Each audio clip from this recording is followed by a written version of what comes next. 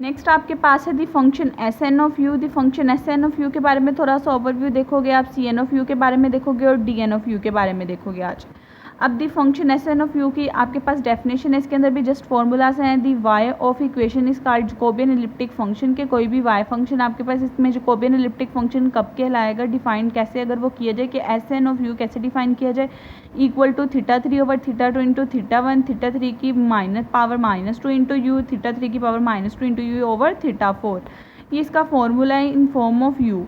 अगर आप इसका formula in form of u और के लिखना चाहते हो तो यहाँ पे यू और के लिख दोगे, फॉर्मूला सारा एज इट इज़ आ जाएगा, जस्ट साथ में के की वैल्यू बता दोगे कि के आपके पास थीटा 2 का स्क्वायर ओवर थीटा 3 का स्क्वायर होता है। ये फॉर्मूला इसके अंदर देखना है। उसके बाद इसके अंदर देखें जो रेशियो आपके पास आ रही है थीटा 1 की थीटा 4 के साथ रेशियो आ रही है। तो रेशियो के बारे में बताया कि रेशियो का अपना अलग से पीरियड होगा, उसके पीरियोडिक फंक्शन का फॉर्मूला सेपरेट होगा।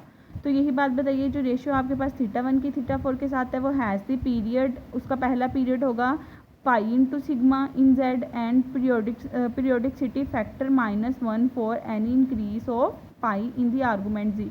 और अगर कोई भी इसके अंदर जो भी आप एंगल निकाल लो, पहला उसके अंदर पीरियड तो होगा पाई गैमा, सेकंड पीरियड आपके पास क्या होगा कि उसका जो भी आर्गूमेंट है यानी एंगल है उसमें से आप 1 को माइनस कर दो, ठीक है, पाई के अंदर से।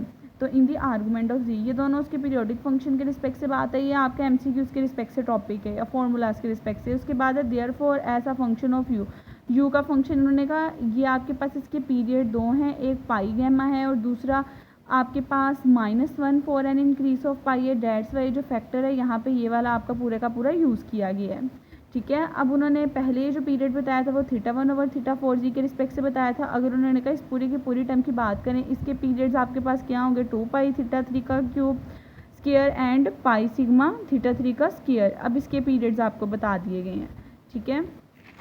अब इसके बाद नेक्स्ट देखें, आपको अगर ये दोनों इसके पीरियड है, इसका मतलब ये जब आप इसके अंदर ये टर्म ऐड करोगे वो ओरिजिनल फंक्शन के इक्वल आ जाएगा, क्योंकि डबलिक पीरियोडिक फंक्शन का मतलब यही होता है, ये दो पीरियड है तो यहाँ से पता चल गया आपके पास डबलिक पीरियोडिक फंक्शन है। इसी तरह आपके पास दी फंक्शन जो सी एन ऑफ यू है और डी एन ऑफ यू है उनके बारे में भी यही बात होगी। आप लोग लिखोगे we have an elliptic Jacobian s n of u defined as, s n of u का फॉर्मूला आपके पास ये होगा। इसके अंदर जस्ट थीटा में चेंजेस आएंगे, वहाँ पे थीटा और था यहाँ थीटा और है।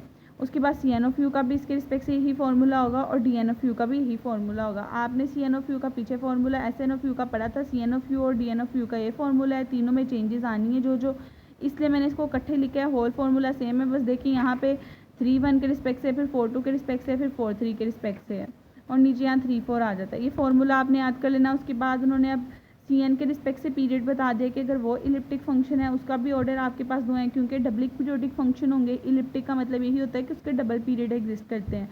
तो सी एन ऑफ यू के पीरियड क्या होंगे 2 पाई थीटा 3 का स्क्वायर और pi plus pi gamma theta 3 का स्क्वायर। और इसके पोल्स भी आपके पास होंगे, ये वाला पोल होगा और ये वाला पोल होगा। जस्ट ये फॉर्मूला से सारे बच्चों याद कर लेने आपने। आल्सो आपको बता दिए जो डी एन है वो भी आपके पास इलिप्टिक फंक्शन है, उसके पीरियड आपके पास ये वाली टर्म्स होंगी दो सेपरेट सी, और उसके रिस्पेक्ट से उसके भी पोल्स बता दें कि ये वाले पोल एग्जिस्ट करेंगे। अगर आप गौर करें एस एन में पोल एग्जिस्ट नहीं कर रहे थे, सी एन और डी एन में एग्जिस्ट कर रहे हैं।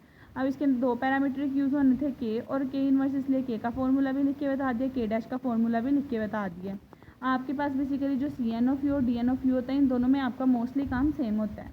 अब देखें अगर ये वाले जो इसके पीरियोडिक फंक्शंस बताए हैं डबलिक पीरियोडिक फंक्शन, उसके रिस्पेक्ट से अगर हम इन तीनों को लिखें तो इन तीनों को आप लिख सकते हो कि अगर इसका ये वाला पीरियड है और ये वाला पीरियड है, जिस तरह मैंने पीछे बताया, तो इन दोनों को अगर आप आंसर निकालो तो अपने ओरिजिनल फंक्शन के इक्वल आएगा। इसी तरह सी एन के जो पीरियड है उसके रिस्पेक्ट से बात करो वो अपने आप के इक्वल आएगा और डी एन अपने आप के इक्वल आएगा इन दोनों पीरियड्स के रिस्पेक्ट से, कि उसकी पीरियोडिक फॉर्म में लिख के बता दिया।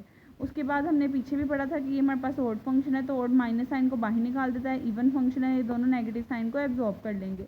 यही बात यहाँ अगेन लिखी थी कि s n of u odd function है, जबकि आपके पास ये वाले जो दोनों फंक्शन है ये इवन फंक्शन है। और वहाँ पे ये था कि अगर एक टर्म यू वाली 0 हो गई थी तो एस एन 0 आंसर दे रहा था और ये दोनों 1 आंसर दे रहे थे। यहाँ पे भी यही बात है, अगर आप यू के अलावा सिंपल ये वाली टर्म के अलावा अगर आप एस एन ऑफ यू के रिस्पेक्ट से बात करें, यहाँ पे भी अगर यू 0 हो जाएगा ये 0 आंसर देगा और यहाँ पे अगर यू 0 होगा तो वो आंसर आपको 1 देगा।